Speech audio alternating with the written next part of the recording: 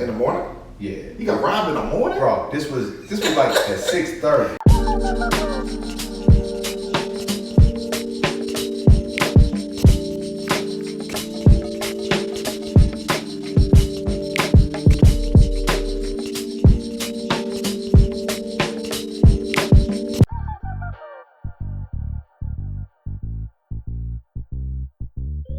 Welcome. Back, man. What's happening with you? Ain't shit, man. We had a lot of wild conversations today, though. Dude, we need to start recording as soon. I was going to say as we touch, but pause. No, we ain't never. As soon as we get get in each other's like yeah, yep, space. That don't even sound right. As soon as we. Yeah, dog. As soon as you walk in the room, dog, we should start recording. Better. Much better. Remember Corey used to do that shit, dog. Shout out to Corey. And then you realize you done said some wild shit that only he has access to. Yeah. And it's on some of his shit. I heard some of his, Corey, you a wild dude. And you go back and you listen and he'll say some stuff. I'm like, bro, you was recording that? Motherfucker, delete that shit. I don't even feel You didn't get our permission? That's illegal, motherfucker. I ain't signed nothing. I ain't signed no waivers. I ain't signed no NDAs. Man, we used to record each other when we was younger, like me and my homeboys. So we'd be in the car driving. Yeah, wow. And then we'd just be chilling. And then one of my homeboys would be like, why your mama fat?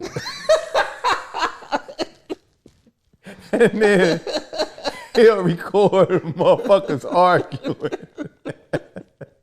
What would he say to that? He's like, cause shit would just be like totally like random. We be talking about like some girls or some other shit. And they be like, damn man, your mama fat. You go, whose mama? Yours. And then you hear us arguing and shit. And then like an hour will pass. And then he'll rewind that shit. Next thing you know, he'll play and we bust out laughing.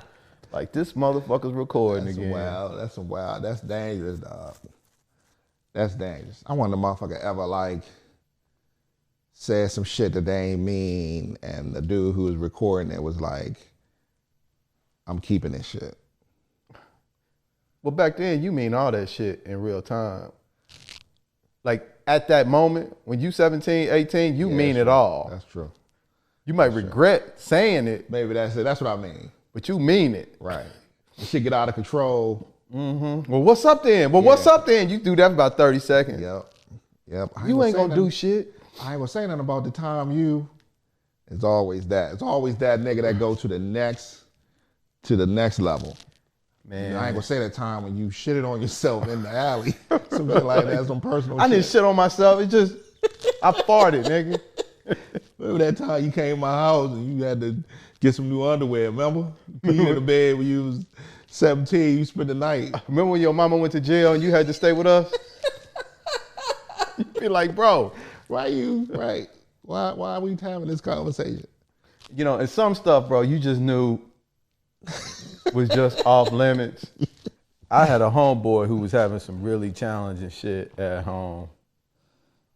And I just knew that was an area that was just off limits. Yeah, it's and wild. It's like, and you know it, he know it. Yeah.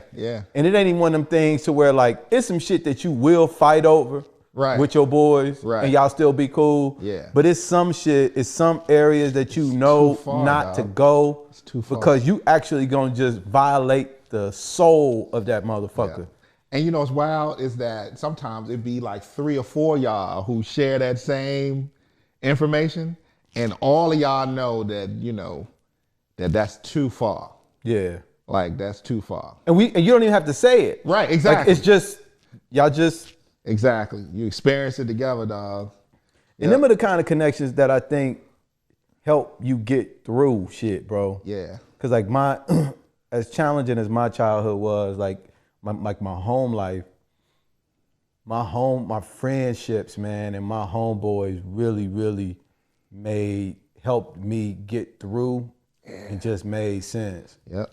You know, it's funny talking about the mama going to jail thing.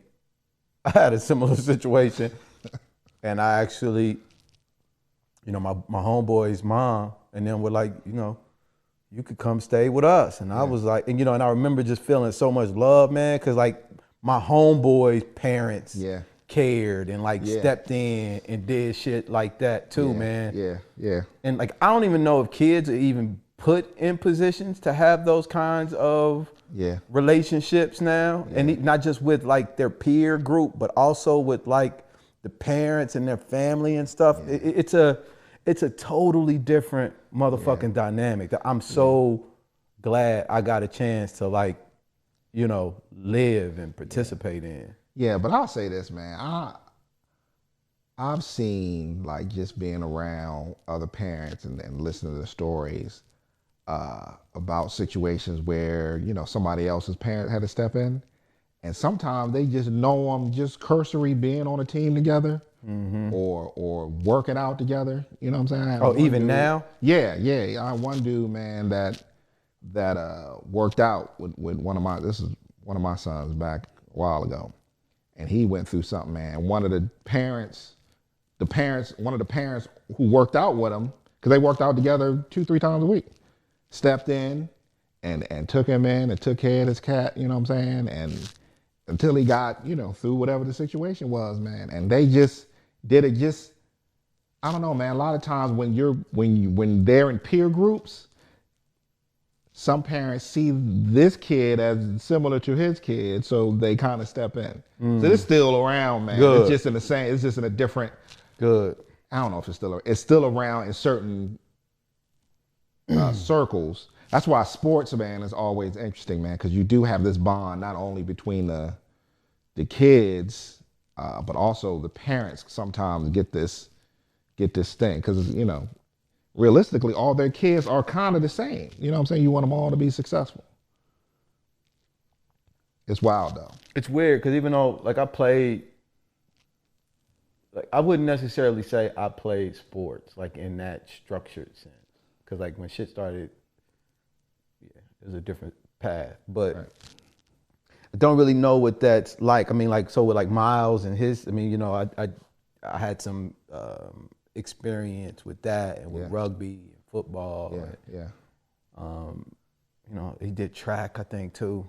And shit like that. But like, in terms of, it's interesting to see that they're developing like these families and these connections outside of that, because I don't even know what the fuck that's like. Yeah, some of them, man. Like, my nephew played ball. I mean, you know, played basketball, and even like even as far back as like 10, 11, 12 years old, some of those connections he still have connections to. Some of them, you know what I'm saying? Some of these cats, even the parents are still connected. They remain like close through the whole time. So it's, and you know, you always hear stories about these coaches that take in kids who going through whatever and give them a place, just a safe space to be in, you know what I'm saying? So it's there, man. And it's wild that you don't really hear about it much, but it's a lot of that going on, man. Yeah. It's a lot of that. The world was smaller back then, and I think there was so much more of a focus on community that a lot of the problem solving was kind of like delegated to the community or the crew of folks. So like, if somebody needed some sugar, or somebody, you know, needed some butter, or needed some motherfucking food, a whole plate, right? You know, dinner. A whole joint, right? A whole dinner. Yeah. You know, everybody knew, because everybody was pretty much on the same level, and it was like not. I mean, you had your cliques and crews and shit like that, but you know. That would only go to a certain motherfucking point. So when it was like, at some point in time, like, you know, we gotta come together. Yeah, and nobody wanted these kids to suffer or to be hungry. So it was always, and they always knew who the ones that needed shit. So they made sure that, you know, because I know in my neighborhood growing up, you know, certain families that were struggling with whatever. And it was always a elderly lady that lived across the street, down the hall, whatever, that would always make sure that they ate, take them a plate, see them outside, and bring them in and give them something, you know, and didn't make it seem like it was like charity. They made it seem like, you know, come get something to eat. And the motherfucker So that old lady would bring you in her house to feed you and tell you that your mama ain't shit. Right, exactly. I know your You be mama like, out here like your wilding. mama ain't shit, baby, but you know you still need to eat. Right, you still be like this though. Yep, Miss Jenkins, you right. Yep. But over eat these greens. Greens good Your as a mama ain't shit, motherfucker. but she gonna get it together. I remember when she was, in high school. Yep. She got on that shit. Yeah. You be like, motherfucker, how you know all this business? What you Right. think I'm looking at when I'm looking out this goddamn window for 8 hours a day? Right, for the last 35 years. Yeah, I see all this I don't be shit. paying attention. I know you stole the other day too, motherfucker. You need to take that back. Cause you gonna be like your mama. You want to be like your mama, do you? Because she was stealing like you are right now. Your mama ain't never been shit. You know, as you were talking about the sports thing, I always hear a lot of people say, "Oh, I want to put my kid in sports because it's a good way, it's a good opportunity for them to learn certain aspects of life, team building, working hard and stuff." Right. Do you think? And this just popped in my head. I don't fucking know. Do you think the parents are using sports as a crutch to kind of like there are multiple ways in which a parent can prepare those kids and teach those skills, but a lot of times, do you think that they're using the sports as a crutch and forget that they've got to do that in a lot of other areas of their life? I mean, Because all these lazy ass boys I see, 20, 21, 22, 24, they was in sports. You know what it is, man? I've been around this shit a long time, dog. I mean, even my brother was balling back in the day. It was the same thing. Yeah, to answer your question, yeah, sometimes it is, they use sports as a way for them not to do certain things. But that always shows up. If you're not following up in what these sports are teaching, or if you don't kind of fall in, because a lot of parents don't know, dog. I think we overestimate the difficulty of being a parent. You have to really see outside of yourself and see and you have to know what's best or what's better than the current behavior that you're doing in order to instill that into someone else. And that's hard as a motherfucker. That's hard as shit to do, dog. Yeah. To look outside and say, hey, I've been fucking up at this. I'm slight. I need to either, while I'm trying to get better, I need to teach them something different or try to show them something different or try to teach them something different. But that's hard as shit to do. So these sports, a lot of times, dog, like I said, there are people, sometimes you meet your best friends on these teams and you meet people who are supportive of you, who look out for you. You meet people who are complete assholes. You know what I'm saying? You meet people, all the things in the middle, and you got to negotiate all those relationships. You meet coaches that are complete jerks. You meet great coaches. And you, like I tell my kids, man, you have to know how to mitigate all of that. And that is the life lesson. Like, you got to know how to mitigate. When you see a guy on your team who's struggling, you have to know, let me go encourage him and help him. Let me make him better, because making him better makes all of us better. And there's an empathy for this guy that's struggling. Let me go help him up. Let me go tell him good job. You know what I'm saying? And if you see a guy who's selfish for the team and not doing, you got to tell him, hey, man. Willie beaming and shit. Exactly. So there's a lot of, it's a lot of aspects of organized sports that help in that way, dog. And you see some jerks. You're on horrible teams. You're on okay. You got to navigate. You got to understand that I am on this terrible team. Not terrible in terms of record, but terrible in terms of interpersonal relationships. Yeah. But I am here to get better at something. You know what I'm saying? So I have to use this opportunity to get better and not be of it, but just be in it. In it, yeah. You know what I'm saying? All of those things. So when it comes to parents, dog, you have to see that. You got to see outside of you having these hoop dreams for your kids, because you couldn't get to whatever. So now you pushing them to do this. How did you see it? Because I going in, I understood. You know what, man? I just never been that dude, man. That I'm approaching this because I want them to be something. I've always tried to go into it thinking that this is something that they love to do, right? It's something that can teach them valuable lessons about working hard and completion. Like even when you're struggling, your team is struggling, you still got to go hard because you never know. I mean, it's a lot of lessons in there that I understood that is good for them. None of which are, that I'm pushing them to be the next whatever. So I tried to make it the thing. Like, okay, you doing this, you like it, go do it. But you got to do it. You got to work hard at it. You got to be all in. You got to be supportive of your teammates. You got to be a good dude, or try to be a good dude. Because you're going to fail, you're going to fall, you're going to hurt yourself, you got to keep going even though you're in pain. All of those things are lessons they can use wherever.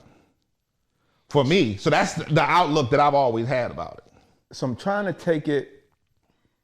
Maybe I said too much. No. You said a lot, but I think all of it was important and relevant to the question, to answering the question, because you said something in the beginning which was clean, and that was like the parent gets caught up, and you got to be able to recognize that shit early. Yeah. That it's kind of like in you. Yeah. That's right. So I'm hearing you say that one of the thing that you do to make sure that you don't really fall in that trap is to be mindful that it's the lessons. Yeah. And not necessarily the outcome. The successes, that's right. The successes. And my dad was like that too, man. He my brother played ball. We all played ball. And he played ball. Basketball? Football. Okay. He still holds some records in Elizabeth City State University in North Carolina. But anyway, he always taught us, man, that you're going into this, right? First of all, if you're in Little League or Pop or Pee Wee League or whatever it is, this ain't the end. You're not married to the success of this. You're in it to get better. You're in it to contribute to your team. You're in it to work as hard as you can. You're in it to become a better player, right? And then those interpersonal relationships and support your teammates. Yeah. Right? So we always went into it thinking that, not, married to the outcome. Yeah, you ain't dropping mics and Pee Wee because you the shit. Right, like, exactly. You got all these other steps. Right. So I think that was the foundation of it, man, going into it. And my brother was the same way. all his kids played, and he, and they had various levels of success, man. But he never was that dude that was like, you the next, so you get to be, or, that parent at the game that's all acting all wild because their kid ain't playing, whatever the case is. It was always a level-headedness and a broad view and scope about what is happening here. And I think that, again, dog, I think a lot of parents they don't get that going in. But hopefully because sometimes these parents are support systems for other parents too. Because you meet people from varying backgrounds. You meet doctors, lawyers, this and that, and all kinds of different people from different places, international people all over the place. And interacting with them, you learn about yourself. You see how, you see what different family dynamics look like. You see what different structures are. And you start to hopefully become just the same thing. You learn how to interact with people. Yeah. But some people just, man, they just assholes just going in. Coming in hot assholes. Coming in hot assholes. Coming in hot. Bro, you just said, right? I know I did. Pause. I had this one dude on the team, man. Coming in hot asshole. I don't even know if I can even say it, but I'm going to say it. This dad, man, was and I ain't know this, was like a famous reverend. And this dude was, he was terrible to these kids, man. He would like only cheer for his son and nobody else's kid. He would like, if his kid came out, he would be like, if his kid was in a game, he'd be like, you need to take it, don't pass it to nobody. he was like, you take it, dribble it, take it, shoot it. Every time, dog, he was terrible, dog, terrible. And later on, I found out who this dude was. I was like, ooh. This dude is he's a big deal. Well known in the area, one of the biggest churches in the area, dog. And I was like, that's wild. Wow. And the funny part is, dog, kid is the nicest kid in the world. Like humble, kind, you know what I'm saying? He gonna make a switch. Who? The kid or the... You know, the one. And that's an interesting thing. So if you start out as that's your nature, but then you switch over to be something else. That's crazy. So, bro. And vice versa. Because I was going to ask you. I'll start with mine. I was one of the shyest, quiet motherfucking kids. Was scared of every motherfucking thing. Didn't want to tell nobody to eat. Like, I was just a real shy kid, man. Yeah. And wanted to be like, didn't know how to make connections with people. Yeah. Wore these big ass, thick ass glasses, bro, like thick, like them government joints, welfare joints. We gotta put up a picture of that. So. Oh man, I got a picture of it too. Yeah. And it was just, cause my hair, dude, is like sandy brown, so my shit is almost like red, like as a little kid, right? You look wild. Dog, I looked wild. But I was real smart, real good in the school, like real liked education and all that. And I just made a transition, dog, when I got to 9th grade. Like, well, you ever thought about why? I got robbed. My mother bought me I was having a conversation with somebody else talking about it. My mother bought me a Georgetown Hoya starter coat. This was the motherfucker. With the blue across the Georgetown across the front? Nah, I had the Bulldog on the back. Oh, with the hood? Yeah, the starter joint. Not the satin joint, but the start. Yeah. I got that motherfucker as an early Christmas. I got that motherfucker for Christmas. January, when we went back to school, I got robbed. This dude pulled a gauge out on me. I was walking to the motherfucking bus stop. When I started coming on with this girl who lived in our building, we went to the same school together. In the morning? Yeah. You got robbed in the morning? Bro, this was like at 6:30. You a dog. Whoever did that as a dirty dude to rob somebody in the morning? It was the first time, and I had interactions with like violence and stuff like that, just given the area. Yeah. But it was the first time that I had come like face to face. Yeah. And it changed my perspective on how I was going to move forward. And I was like, ain't nobody ever taking a motherfucking thing from me again, dog. And that was my ship. So I went from crazy. I started wilding. Yeah. So I was like, hold on. So I started. You had a list. Thank you, dog, because you saw. I saw it coming, dog. I saw it coming. But that was my shift, that traumatic experience that I never would have even. My mother was mad. We didn't call the police. That's crazy. We didn't. There was like I'm not knocking any of the pieces of the scenario, right? Because it's just what it was. Yeah. Mother picked me to school. She was mad. She said, I'm gonna buy you another motherfucking coat, and I'm gonna try. I wish a motherfucker would, but I was like, okay, that shit is cool. But like for right now, I'm good on the clothes. Right. I'm good on the coats. Right. Let me go ahead and because I gotta make some adjustments. So let me ask you this, dog. After that, you went to school? Yeah. Dog, No, it's so many things that's crazy about that story. I went to school. You went to school the same day The girl that you got violated. The girl who was with me still went to the bus stop, dog, and got on the bus. And I saw She her. left you? Oh, this is after you was said. So outside I went home and she went to the bus stop. That's dog. That level of violence is so normalized. You just kept moving. It was normalized. Me and my homeboy, there was a dude killing prostitutes in Kansas City. And me and my homeboy used to walk to school together in middle school in the 7th grade. And we found one of the ladies, bro. Crazy, dog. That's crazy. And went to school and reported it.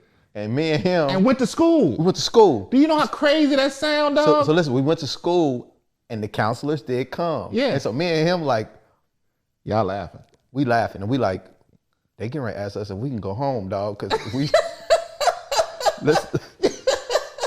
let's say we need some time off. Right. I feel bad. We went home, play video games. Like there was just this level, like there was a disconnect of severe proportion. And this was 7th grade. 7th grade, dog. Yeah. Yep. Dog, do you realize, like, but what do you think you do with that? Because it has to, like the body thing.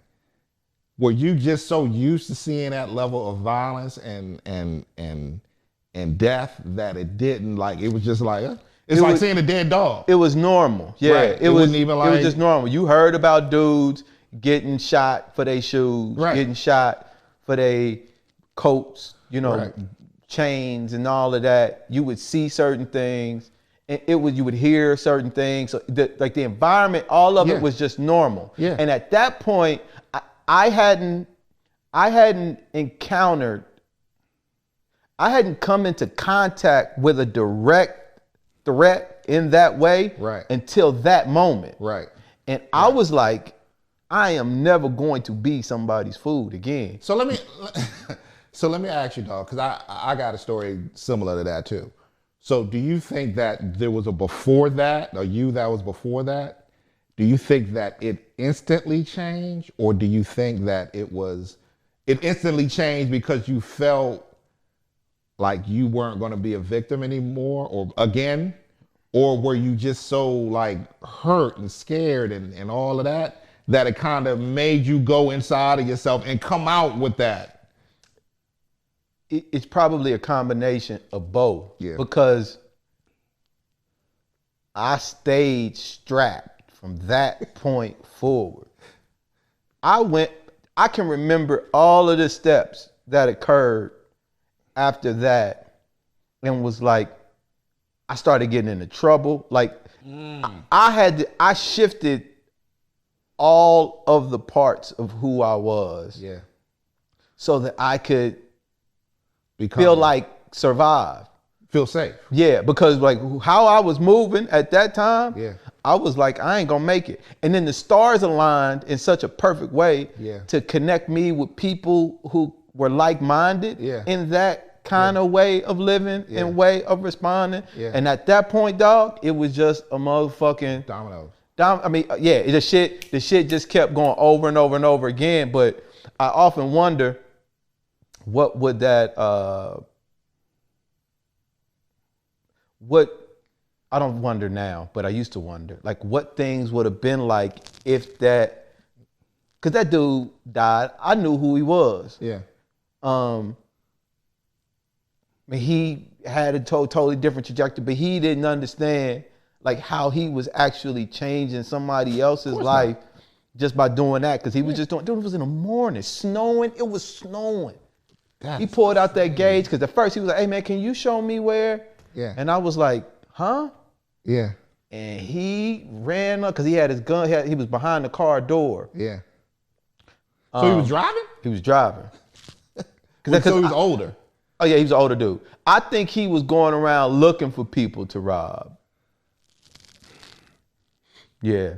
That's crazy. But that was my transition, bro. That's crazy, dog. I remember, dog, I was in 8th grade, and I was coming. I had my same sort of story, dog. My mom just bought me a new pair of low top Nikes. They was called the They was the predecessor to the Dunks and the Lows. I gotta look them up, man, but I forgot what they were called. They were like blue and white. It was clean, brand new. So I'm in school, dog, leaving, and I had band practice. So I was like one of the last people leaving out of the school. But the school was still open. It had to be 4 o'clock or whatever, and I was on my way. I was down in the corridor coming down the steps. So when I got to school steps, you go around, and then you could come to the next joint, and you could see the door at the bottom, right? You're looking at the door. So, and then the door got the little glasses. So it was dudes outside of the door. And at the time, dog, I went to a school it was on Capitol Hill. It's primarily, it was called a magnet school, which means that you don't have to live in the neighborhood. You can apply to go to school and whatever. And it's specific to certain... Exactly. Like science. Exactly. Or just, basically white kids who didn't want to go to private school. Or didn't want to go to public school. So, and didn't want to pay for private school. So there was a middle ground of that. So anyway, dudes just happened to come into the school building, like random neighborhood dudes, because it was in one of the worst neighborhoods in the city. You know what I'm saying? So dudes just happened to come into the school, and they saw me through the window with these fresh joints. And they didn't see the fresh joints yet, and then they just came in the joint and saw me walking down the steps, and they see the steps and the fresh joints, and they hit me with the classic line. And I lived but it wasn't my neighborhood that I was in. It was another hood. Hit me with the classic joint, and I never forget, dog. They looked at me. It was like 4 of them. And they was older, dog. They had to be 16, 17, dog. And I was 13? Yeah. They picking on a 13-year-old? Knowing you can't wear this. Come on, dog. You 17, you can't wear my size shoe?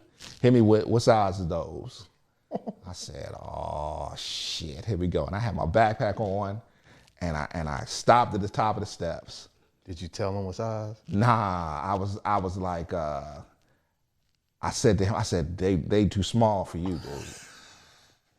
I'm sorry, dog. I was shook because first I was surprised. Yeah. And then I was like, these is grown, you know what I'm saying? So I continued to walk down. 16, 17 grown to a 13-year-old. Exactly. So I continued to walk down, dog, and tried to walk through them because that's the only way I can go out. So them niggas grabbed me and we started to tussle, and I had a new watch too, dog. My mom had just You was watch. clean in that joint. They saw food. They did, dog. They saw shiny. And so we started to tussle, and they had, dog, one of them grabbed me, and they had me on the ground trying to take, now we in the school building. The first floor, dog, the office is less than 20 feet from where we were.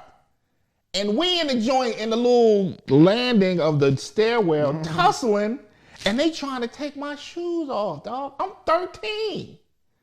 And we tussling, and then, I guess somebody heard and came in the joint and was like, hey man, what's going on? And they scattered away. They didn't get my shoes though. Wow.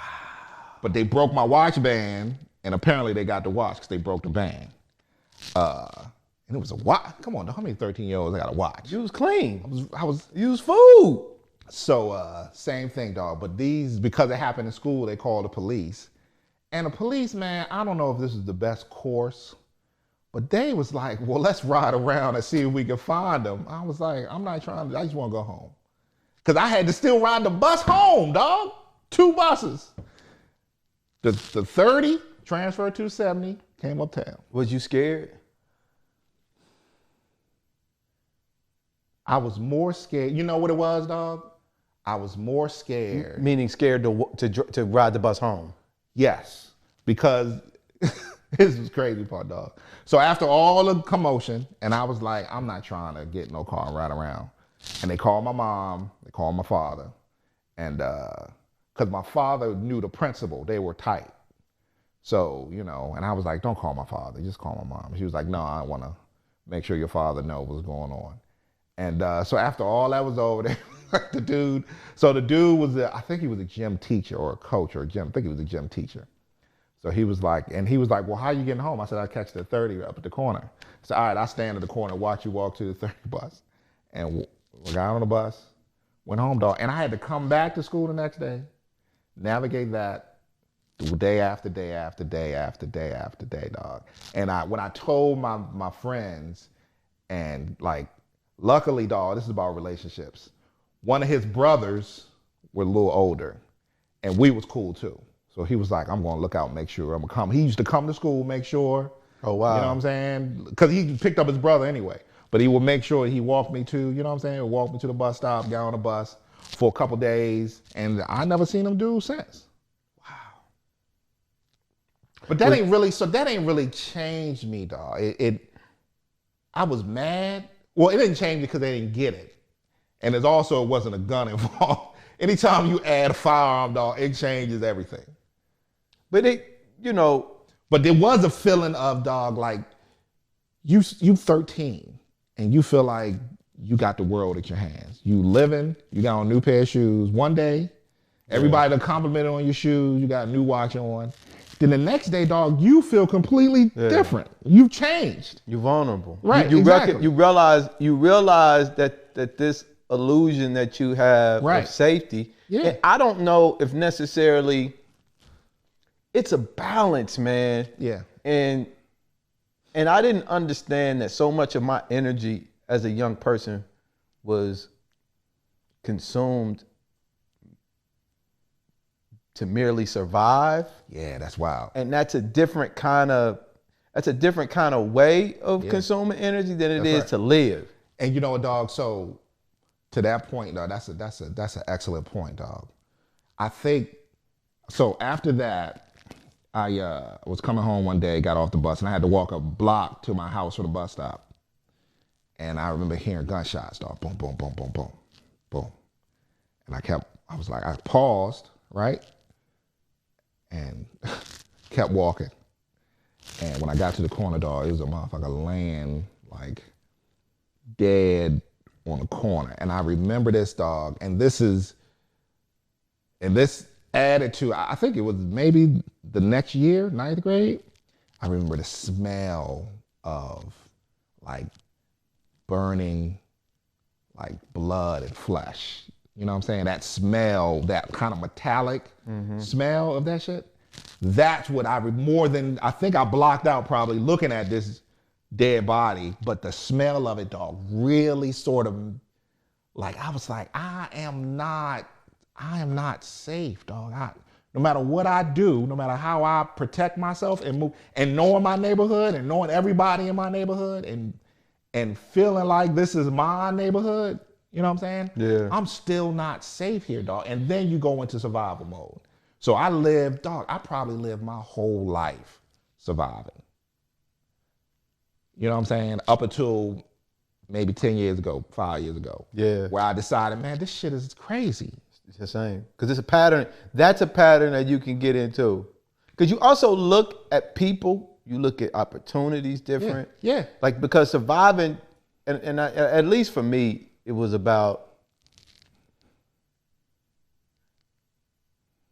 always a safety thing. It's like, it's a part of what came out in our forgiveness conversation. Yeah, yeah. Because it was a safety thing, and then it was an exploitation thing. Like, what do you want from me, and what the fuck can I get from you? Right.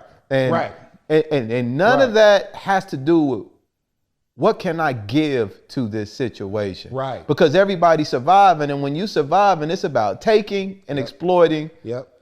And getting what you can with the least amount of effort. And not getting took. Yep. Because again, like, I'd rather take your life than for you to take something from me. And you go into every interaction with a person with that mind. Yep. There's no interaction that you enter in with a person, whether it's female, male, old, young, without that thought in your mind. Yep. That's the approach. And if I sniffed, bro, that you didn't have the fortitude to sustain at a level that I could trust, Right. I didn't want to fuck with you. Right. And that's the thing that I love. I don't know if you saw the picture that I posted with my homeboy, Jermaine, dog. Yeah, when you had a suit that was too big. That was like, me and that brother, dog, our relationship has been tested in every way imaginable. And he's always been there. He's always shown up. He's put himself at life and limb for a motherfucker in multiple situations and in multiple ways. Right. And I've been fortunate enough to been able to show up for him in that way. So a lot of the times when we're talking about like what we're gonna do and how we're gonna do it and how this shit was gonna play out, it's like you really don't know until you know. And a lot of times we're not given opportunities to know, like, because I really see some of that stuff like now in hindsight, like as a blessing, Right. more so than kind of like a detriment. Could I have learned those lessons in other ways and in other examples? Possibly. Yeah. But the ones that I got, like the stories that I got, the relationships that I have, they were constructed in this framework. Right. And I can see and appreciate the shit now for what it is. And it's also just part of your path, man. Everybody got a journey, and your journey everybody's journey is what it is. And it all led to you. Without any of that, you wouldn't be here. None, dog. And that's a lot. That's a lot. And it starts so young, man. I just never understand, dog, how we don't, as people, as a society, recognize the damage that dealing with that level of shit at such a young age does, dog. And once we 14 in survival mode. You know what I'm saying? We ain't 18, 19, we 14, walking around here, closed off, angry, hurting, abandoned, dog, at 13 years old when we feeling that. And that's where we operate from. And mind you, and that ain't including home life. That's just in the street. we encounter somebody and they be like, look at that thug. Right, And exactly. it's like, you have no idea Exactly. what environment I was in that I had to turn into something in order to survive. It's like Right. when you go to jail, dog. Right. Like you gotta become something different when you in that motherfucking joint. Your That's right. environment will dictate how you move. That's right. You were created into this. I was created. You weren't born a thug. You didn't Now- born coming out with the joints blazing. Cause do you what? What you wanna do? You wanna be motherfucking food? I'm not food. Right. Not for long. Right. Right. You might get a bite out of a nigga here and there, Right. but I'm not about to sit there and just let you just feast on a nigga. Right. No. Matter of fact, reduce your voice. I get emotional talking about this shit, dog. Because some of this shit is kind of like triggering.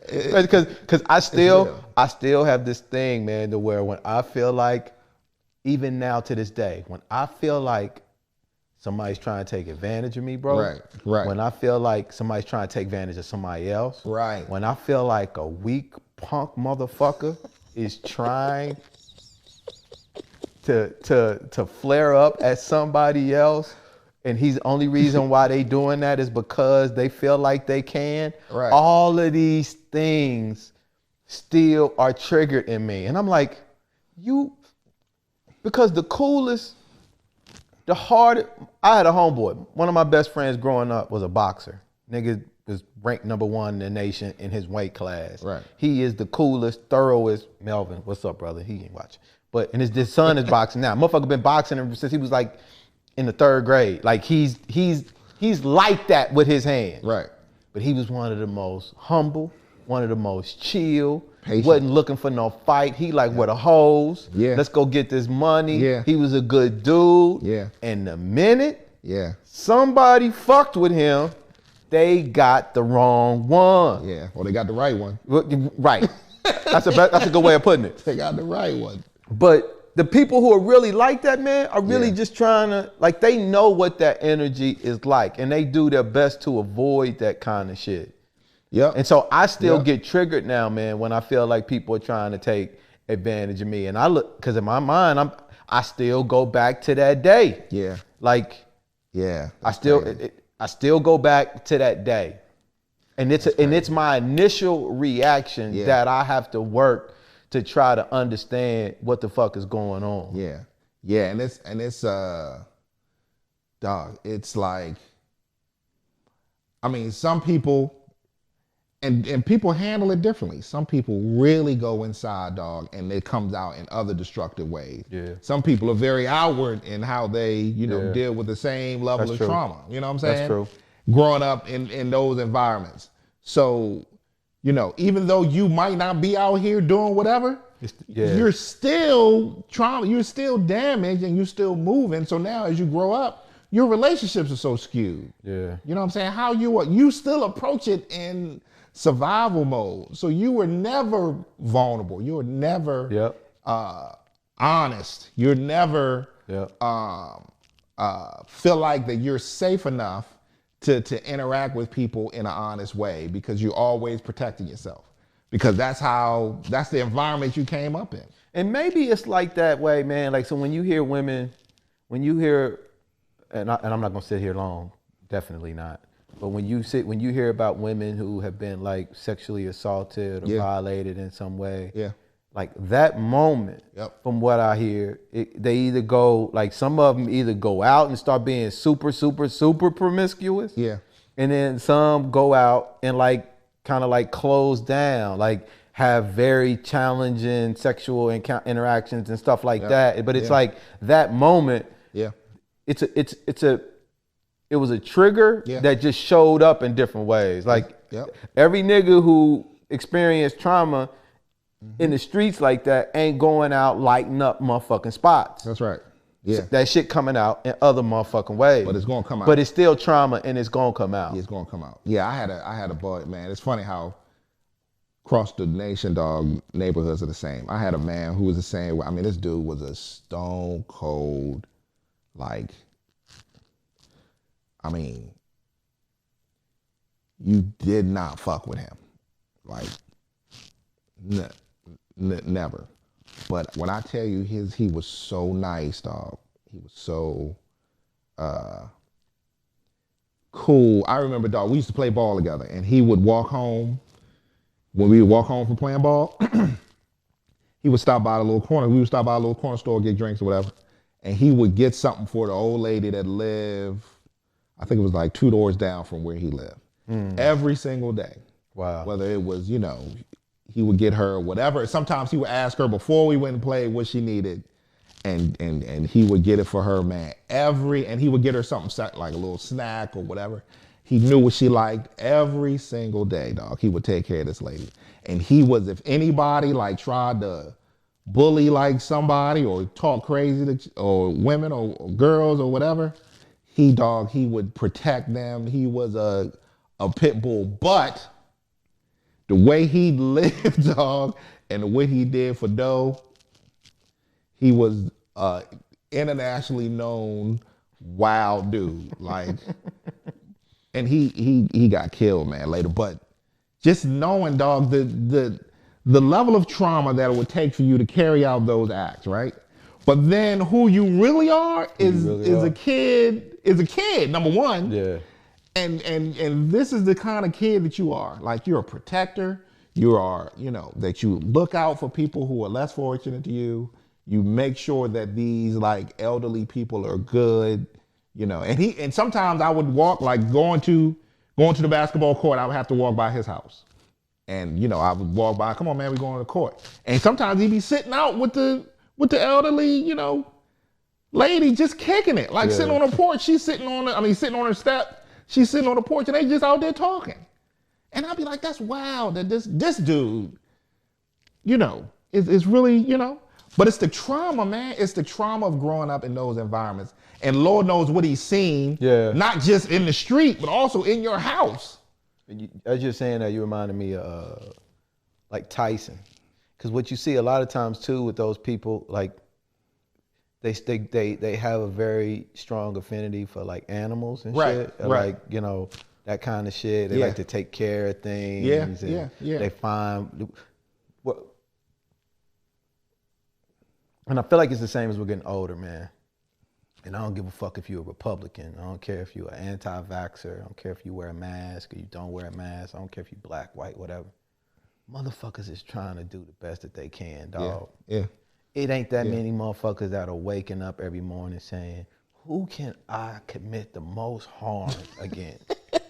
That's right. That's not a thought that most people are waking up. Yep. They waking up in a scenario that they more than likely didn't create. They just doing their best to operate and work within. Yep. And so I try to find, as long as you ain't physically fucking with me, Right. I'm cool. Right. But I try to find commonality in that and to try to give space and to not try to be so motherfucking judgmental of how you're managing the environment that you are in. Yeah. Because you're doing the best you can. If you think these niggas is trying to motherfucking inject microchips, okay, bro. I'm not about to, okay. Okay, man. Like, your path led you somewhere. Your path was one that led you to that conclusion. Yeah. And you know what, dog? A lot of times people are looking for connections and community. That's a good point. So they will gravitate towards who they feel is providing them that connection. Mm-hmm. And sometimes those gravitations end up on the internet. Or they end up with like-minded people and they start talking about, and it could be on microchips. Right, it could be on something completely different. It could be on like their love of, I don't know, anything, video games or whatever it is. Yep. But then that community might adopt the mentality of microchips. Yeah. And next thing you know, he's like, okay, cool, I'm with that. Yep. Same thing with these, political, I mean, you could just not want the death penalty for innocent motherfuckers, right? Next thing you know, you lumped in with everybody else, like, all kinds of crazy shit. There is a group that I do judge. I want to make sure I'm clear. There's a group that I judge. What group is that, dog? And I want everybody else to judge them. What group is that, dog? The bronies. What the fuck is that? This group of adult men who are infatuated with My Little Pony, bro. Stop it, dog. Stop. There should be covert operations at all costs. COINTELPRO. COINTELPRO should be invading this organization. And tearing it down from the inside. They have a motherfucking annual conference. What do you mean, though? They're infatuated with My Little Pony. So they're called the bronies. They're adult men. White men or black men or whatever. Listen. Men. Grown men. Grown, adult, furry-faced motherfucking humans that are infatuated with My Little Pony. What do you mean infatuated, dog? I don't know, dog. I'm gonna ask you politely to look it up. I'm not gonna look it up, dog. So you can get flagged. Exactly. Bro. I will not be on that list. Look it up, dog. You immediately on the list. Get you a burner phone just to look up what a fucking bro. You at the library looking it up. Oh, you definitely going to jail. Oh, boo! Right. As soon as you go, brony, word. As soon as you get to the S, dog, and hit enter. You gonna think you was at the White House. Nigga, doors and secret doors is gonna be open. They coming out the ceiling on the rope. They was pelling on the ceiling on your ass. Nigga come down like, remember on the Mission Impossible? He laying right at the computer looking at you. Don't move. What happened? Nigga, stay still. So you saying a day, and this is different from dudes that dress up. I think a part of it might be some of that too. I ain't looked at this shit in a while. What they call furries? Dudes that... Furbies or something? No, it's furries. Something that dudes dress up in animal costumes and do like wild shit. I ain't hip to that. Yeah. These dudes are specifically with My Little Pony. And they have conferences. Yes. And it's more than like 5 of them. Oh, it's more than 100. Stop. It's more than 1,000. Dog. Like I said. So they got My Little Pony. Public library out here. I'm not, dog. Get you a burner IP address. Yeah, dog. You say that's the only one you judging. That's the only one I'm judging. Everybody else. But you know what, man? It's some people doing some wild shit out here, dog. Listen, anything that you could conceive and imagine to be into, dog, it's a group of people on this rock that are into it. More than 100. Nigga, it's some Anything. It's a group, and I'm just making this up. But I bet you, I'm gonna look it up on your computer. No, I don't do that, dog. It's a group of niggas who stand on their head and pee on themselves. Dog. And they got a name. And they got a name. And they meet and they kick it. Dog. And they share pictures. Share pictures and all that shit. All that. It's a dog. It's a group. That's what I don't understand, dog. Anything you want to do, there's a group of people that are with it. But the problem is with some of this shit is like these things are in the fringes. Of course. And so we're cool when they in the fringes. The gay and lesbian shit was in the fringes. Somewhat, yeah. Well, at least like they were there, mixed up, but in the fringes though. In terms of being outwardly that way. They were mixed in. Yeah. You know what I'm saying? But you didn't outwardly say, hey, I'm this. And now, like, now Right. it's like they in the fold. They were always in the fold. They just weren't open. See, and that's the thing that I love about the thing about the gay thing. And this is what I wish more groups who had their thing. The whole concept of coming out means stand firm on who the fuck you are. That's and right. Be okay with it. That's right. So when you want to talk about being black, stand firm on being black. Don't talk about people of color. Right. Don't talk about motherfucking minority. Right. Don't talk about anything other than what the fuck you are. And you know what else they do, dog? I'm sorry, man. I'm yelling again. Yeah, you are. They don't ask for shit. They do their own shit. You cannot, but they demand what the fuck they want. You know what I'm saying? What, like the basic, but they have their own parade. Under their banner. And you know what, man? I recently, well, not recently, did some research, dog.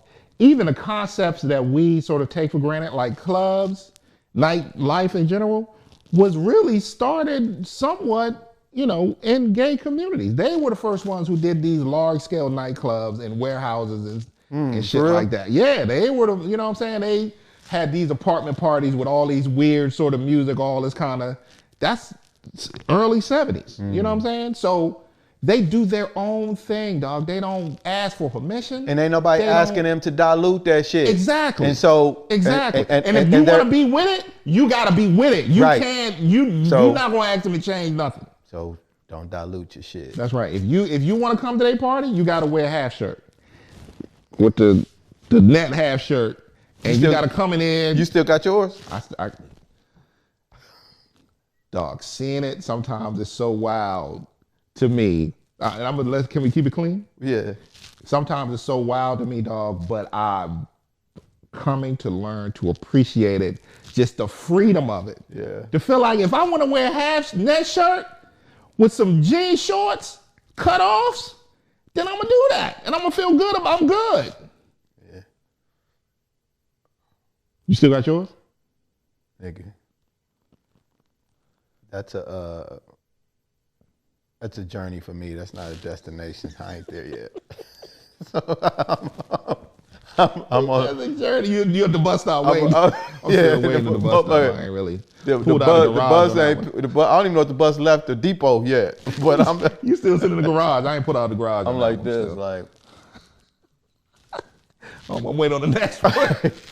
I'm gonna let you go past. I'm waiting on the next bus. Nah, go ahead. I ain't getting on that bus yet. Man, I think we had a good time. Glad we talked about what we talked about. Yeah, man, it was a good one. We didn't have a motherfucking clue neither. But you know, that's my favorite part right there. We make it. Yeah, for sure. You good? Yeah. All right, man. Appreciate you, bro. Yes, sir. Much love. Peace. I turned out to be all right, dog. When he started to go down there, and after that, I started shooting.